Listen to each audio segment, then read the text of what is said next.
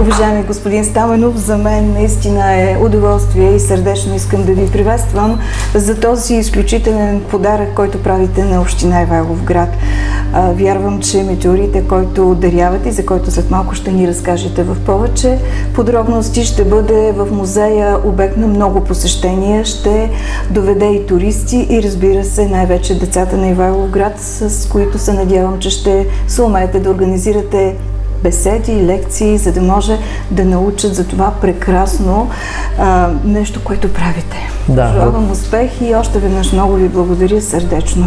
Благодаря ви аз и изказвам голяма благодарност и на вас за организацията и за съдействието и на кмета на село Мандрица Веселин Абаджиев, който ми е координатор за Хасковска и Кърджалийска област. И да кажем сега няколко думи за това, което ще направя дарение, като ще вмъкна в контекста, че това дарение го правя от името на Българската асоциация на търсачите на самородна злато и метеорити, уникално, единствено в музея в Ивайловград. Никъде до сега не съм правил дарение в нито един български музей за метеорит с документи, с сертификат за рентгеноспектрален анализ, който е направен и се надявам и децата да се радват, и туристи да има, и за бъдеще с вас да направим и някоя лекция на децата да се радват, защото разбрах, че имате закупени телескоп и има къде да лятото да направим беседи, да го обясня много неща. Сега относно метеорита, който го дарявам, той е 16,2 грама и е марокански каменен метеорит. От този тип метеорити падат 80% на Земята. Идват от голямия астероиден пояс между Марс и Юпитер. Значи, това е огромно разстояние километри, където се движат астероиди от големината на Юмрук до големината на един град, да кажем колко Ивайловград. И когато се ударят един в друг и го изтласкат извън астероидния пояс и тръгне из космоса, затова гледаме на Луната, има много кратери, коя Луната играе филтър, която убира повечето неща, но разликата между метеорит и метеор е, че метеорита пада и не изгаря, а метеора изгаря в атмосферата. И този хондрит, защото има каменни метеорити, хондрит и ахондрит, е от Мароко. И той е уникален с това, защото е намерен на повърхността на Земята, не е намерен в дълбочина. Защото много е важно как се върти Земята, когато пада метеорит. И много мароканци и от Алжир намират с големи пръчки магнит, тръгват по пясъка и виждат ли нещо, което е нетипично за района, фанали го магнита и след това се правят анализи дали е метеорит. Сега има и друг вид метеорити, паласити, там падат 4%, има и типично железни метеорити, които също са редък вид. Но за този метеорит е уникалното, защото той не е от парче. Той така е намерен. Мисълта ми не е счупен от друг голям. Той е намерен в този вид.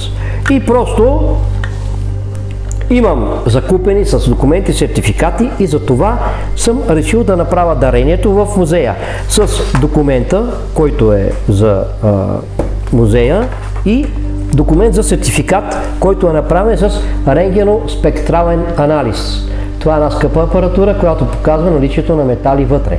И много членове ми звънкат по телефона непрекъснато, почти всеки ден, че са намерили някакъв камък, който казва, че е метеорит. Аз им обяснявам. Желязото е водещ фактор, магнит ако го фаща добре, но ако няма никел и кобалт, няма как да се разбере дали е метеорит и какъв вид е. Защото те искат да ми пращат снимки. Аз обяснявам, аз не съм баба Ванга. Ако съм баба Ванга, ще ви кажа, значи има си изискване за анализ.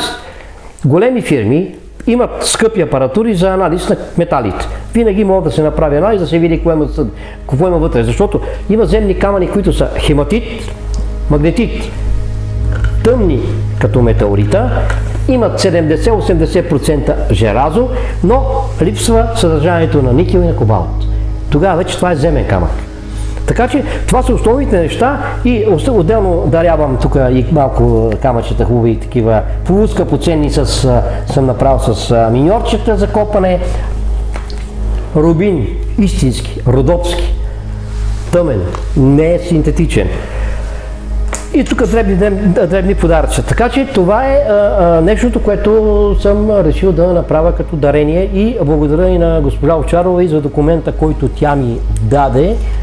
Това е нашето... Да, който е документ за благодарствено писмо, което ще бъде при другите, които ги съхраняваме. И още един път изказвам благодарност за организацията, за съдействието, така че надявам се и в бъдеще да работим заедно, да помагаме и на децата за лекции, за изнасяне и ще се радват най-много. Така че това е за сега и още един път изказвам благодарност. Аз наистина вярвам, че когато децата застанат пред този метеорит, ще се запленят от магията на камъка и със сигурност ще отнесат със себе си. Благодарим ви за тази частица, която донесахте за нас, за нашия град, за нашия музей.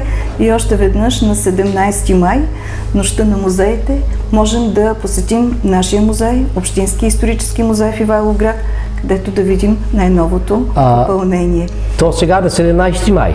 Точно така. Аз съм тук, до 23. Се радваме да бъдем заедно. Така че господин кмета ще ме докара и може даже и там на место да...